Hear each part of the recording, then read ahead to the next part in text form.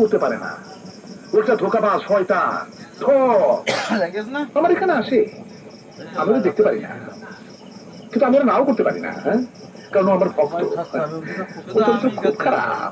বাবা, আপনি যদি হুকুম দেন তাহলে ওই বাবর শেঠকে আমি খুন করবো। শান্তি শান্তি, খুন করতে গেলে তুমি নিজেই ফেসে যাবে।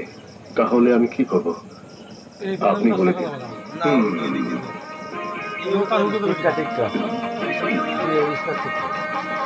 হুকুম তো আসে না।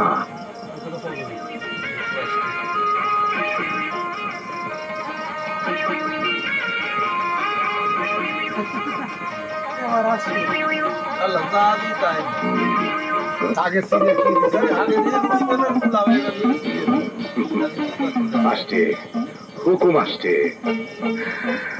তোকে রাজনীতিতে নামতে হবে। বাবর শেঠের ভেতরে ক্ষমতার লোভ, ওর কাছ থেকে ক্ষমতা ছিনায় নিতে পারলে